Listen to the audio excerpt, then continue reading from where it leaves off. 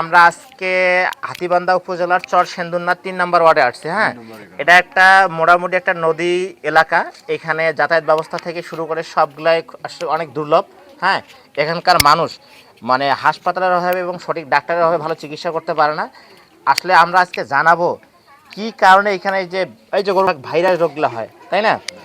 এই আপনারা কোশ্চেন আমাকে বলতেছেন যে এই যে হচ্ছে যে আপনাদের খুরা এবং লাম্পি কেন এত ছড়াচ্ছে, এবং যেটার কারণে আপনাদের গরুগুলোর মৃত্যু হার অনেক বেশি হয়ে যাচ্ছে এবং আপনাদের কি অনেক হ্যাজার্ড হচ্ছে, যেটার কারণে আপনারা অনেক ক্ষতিগ্রস্ত হচ্ছেন। এখন আপনাদের কি এটা জানেন যে খুরা কেন ছড়ায়? বসেন আপনি। কেন ছড়ায় এটা, খুরা কেন ছড়ায় এটা আপনারা জানেন? হ্যাঁ, জানেন না? তাহলে আমি যেটা বলবো খুব মনোযোগ করে শুনবেন। আচ্ছা বলেন তো, পৃথিবীতে ভাইরাস, খুরা কি ভাইরাস ঘটিত রোগ? এটাকে খুরা কেন ছড়ায় এটা কি আমরা জানি? জানি না। তাহলে শুনেন, আমি যদি এখন চিন্তা করি 2020 সালে যখন করোনা ভাইরাস হয়েছিল, তখন কোনো ট্রিটমেন্ট করতে পারছেন? কোন ডাক্তার ট্রিটমেন্ট করছে? কিন্তু একটা কাজ তো করা গেছে যে কি, ওই মুখে মাস্ক লাগা লাগে, বারবার হাত ধোয়া লাগে।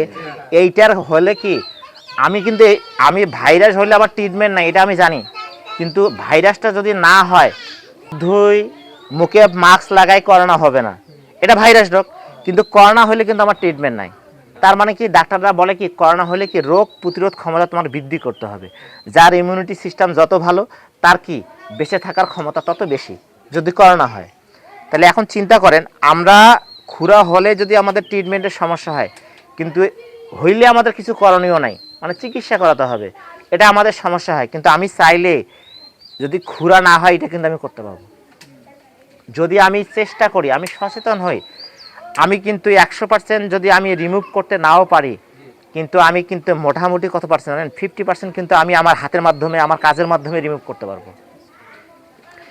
এখন বলেন তো, এই যে আপনি এত টাকা দিয়ে খুরার ভ্যাকসিন দিচ্ছেন, আবার ডাক্তার দিয়ে চিকিৎসা করতেছেন, এখন আমি কি জানি যে আসলে কখন আমাকে খুরা ভ্যাকসিনটা দিতে হয়? জানি না। একটু জোরে কথা বলবেন আপনারা।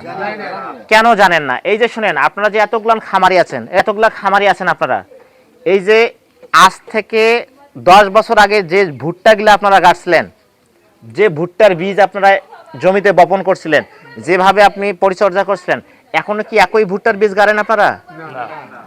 ওই 10 বছর আগের ভুট্টা বা তামাক যদি এখন আপনি গাড়েন, তাহলে কি আপনার হবে? আগের এই বর্তমান যুগোপযোগী ফসল হবে আপনার? হবে না। তার মানে কি, যুগ আপডেট, হ্যাঁ, ব্যবস্থাপনাও আপডেট। কিন্তু হচ্ছে যে আমরা কিন্তু এই যে গাভী যে পালন করতেছি, গরু পালন করতেছি, সেই কি মানধাতার আমল থেকে করতেছি না? ওই যেই সিস্টেমে গরু ছাড়তেছি, সেই সিস্টেমে আনতেছি, আবার সেই সিস্টেমে লালন পালন করতেছি। এই কারণে কিন্তু আমরা অনেক ক্ষতিগ্রস্ত হচ্ছি। এখন আমি পয়েন্টে আসি। মেইন পয়েন্ট হচ্ছে আপনাদের খুরা নিয়ে। এখন যেহেতু খুরাটা ব্যাপক ছড়াইছে, প্লিজ কেউ কথা বলবেন না। তাহলে আমি এটাই জানি না যে আমি ভ্যাকসিন দিব, কিন্তু খুরা ভ্যাকসিন কখন দিব? মনে রাখবেন, যদি আপনার এই যে আপনাদের সব 1 কিলো 1.5 কিলোর মধ্যে সবার বাসা, যদি 1 কিলো 1.5 কিলোর মধ্যে আপনার কোনো গরুর খুরা হয়ে থাকে, আর আপনি যদি ভ্যাকসিন দেন আপনার সুস্থ গরুকে, তাহলে আপনি বড় বিপদের মধ্যে থাকবেন। ঠিক আছে? তার মানে কি, তাহলে যদি আমার গ্রামে কোনো গরুর খুরা হয়, এটা আমি জানার পক্ষে জানাই, আমি আর কখনো আমার গরুকে খুরা ভ্যাকসিন দিব না। এখন বলেন কেন না? আপনি এখন খুরা ভ্যাকসিন শুরু হয়েছে, খুরা রোগ হয়েছে, ডাক্তার ডাকাচ্ছেন আর খুরা ভ্যাকসিন দিয়ে দিচ্ছেন। আমি জানি না এরা কে, মানে এখন তো গরুর চেয়ে ডাক্তার বেশি, তাই না? এখন ওরা জানি না কেন দিচ্ছে, আর আপনারাও যে কেন নিচ্ছেন, মানে কেন দেওয়া যাবে না? তাহলে এ থেকে আমরা কেন বুঝি? আপনারা কি বলবেন না এই কথাটা যে ভাই 1 কিলো দূরে খুরা, মানে খুরা হয়েছে, আমি কেন দিব না? এটা আপনাদের বলার দরকার আছে না? তাহলে যদি হয়, তাহলে আপনি মনে রাখবেন বিষয়টা। মানে হচ্ছে কি, খুরা ছড়ায় কিসের মাধ্যমে? কিসের মাধ্যমে ছড়ায় বলেন তো? বাতাসের মাধ্যমে ছড়ায়, মুখের লালার মাধ্যমে ছড়ায়, সংস্পর্শের মাধ্যমে ছড়াবে, কি মাটির মাধ্যমে ছড়াবে, ওই যে পানি খাচ্ছে পানির মাধ্যমে ছড়াবে। তাহলে সবার মাধ্যমে যদি ছড়ায়, তাহলে আমি এই খুরাকে রক্ষা করা আমার পক্ষে খুবই কঠিন না? আমি 100 বছর বাঁচি থাকবো? থাকার সম্ভাবনা খুবই কম। এখন আপনারা কি বাংলাদেশের গড় আয়ু তো অত বেশি না, কিন্তু একটা খুরার জীবাণু যেখানে পড়বে ওখানে 100 বছরও বেশি বেঁচে থাকবে। তো আপনি যে কাজটা করে গেলেন, তাহলে যদি আপনি এই কাজটা করে যান, তাহলে আপনার ফলাফল কিন্তু ভোগ করবে কি? আপনার বাচ্চা কাচ্চারাও ভোগ করবে। মানে ওই আপনার দাদারা কি, দাদাদের যদি খুরা হয়, কি বললাম প্রথমত, কি বললাম বলেন তো? ভ্যাকসিন। খুরা রোগ হলে কখনো ভ্যাকসিন দেওয়া যাবে না। যাবে? যাবে না। তাহলে হচ্ছে দ্বিতীয়ত, খুরা বাতাসের মাধ্যমে ছড়ায়। 1 নাম্বার, এই যে আপনাদের নদী না, এই যে এলাকা পুরো নদী ভিত্তিক এলাকা না এটা, এই যে নদী। আচ্ছা বলেন তো, আপনাদের যে খুরা হয় আপনার গরু মারা যায়, আপনি কি করেন? গুড। সবচেয়ে নদীতে যদি আপনি ফেলান, মানে কি আপনার মরণ আপনি নিজেই করতেছেন। আমি কি বললাম কিছুক্ষণ আগে বলেন তো? যদি কোনো খুরা গরু মারা যায়, আর যদি আপনি প্রপারলি শুকনো জায়গায় একদম একটা মাটি মিনিমাম 3.5 ফিট নিচে কিন্তু আপনার রাখতে হবে। মিনিমাম কত দূর? মানে আপনার ওই গরুটা থেকে মিনিমাম যদি তার উপরে 3.5 ফিট মাটি থাকে, তাহলেই কিন্তু একটু ওইটা জীবাণুটা পচে মাটির নিচে থেকে যাবে। যদি আপনি নদীতে ফেলায় দেন,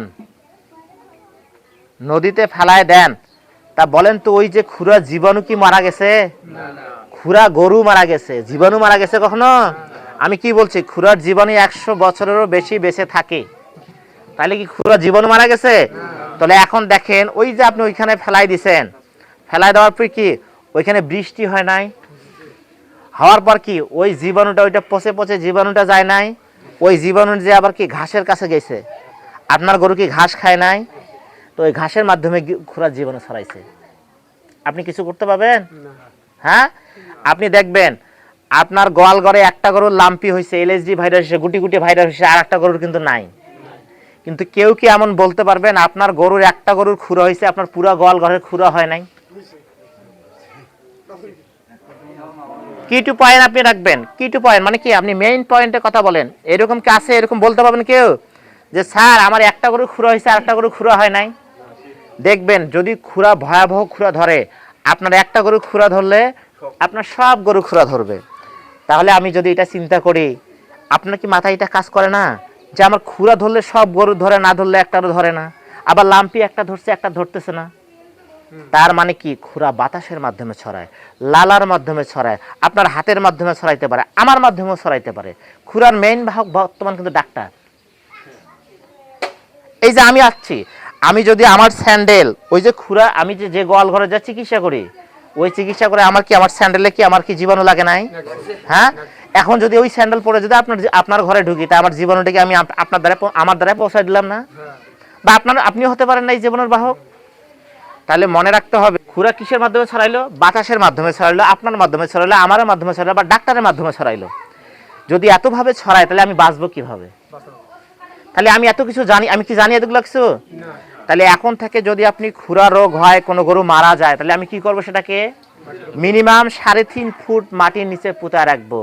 এটা আপনি মারা গেল, নাহলে কিন্তু আপনার পরবর্তী প্রজন্ম কিন্তু এটা ভোগ করবে, করবে না? আমার কর্মফল কি পরবর্তী প্রজন্ম ভোগ করবে না? এটা যদি একজন, তাহলে খুরা হলে যদি আমি এইটা করি, খুরা ছড়াচ্ছে ভাবে। আর সবচেয়ে বড় কথা হচ্ছে, কোনো ভ্যাকসিন, যে কোনো ভ্যাকসিন, খুরা বলেন, লাম্পি বলেন, আপনার হচ্ছে বাদলা বলেন, তরকা বলেন, যে কোনো ভ্যাকসিন, আমি কখনো ভ্যাকসিন কি কোনো অসুস্থ গরুকে দিব না।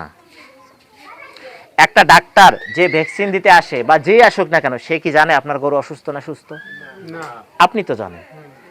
আপনার গরু অসুস্থ মানে আপনার গরুকে ভ্যাকসিন দেওয়া যাবে না। তো এনিওয়ান ভ্যাকসিনে দেওয়া যাবে না, কোনো কথা আছে? কোনো ভ্যাকসিন দেওয়া যাবে না। যদি ভ্যাকসিন দেন, তাহলে উল্টা পাশে আপনার ক্ষতি হবে। ঠিক আছে? তাহলে মনে রাখতে হবে ভ্যাকসিন। হ্যাঁ, বলতে পারেন, অবশ্যই বলেন। আগে কিন্তু বলছি যে আসলে শুনেন, আমরা হচ্ছে কি ওই যে একটা কথা বলি, কিছু মনে করেন না সবাই, এখানে কথাগুলো এখন একটু আপনাদের খারাপ লাগলে বার বলবেন না।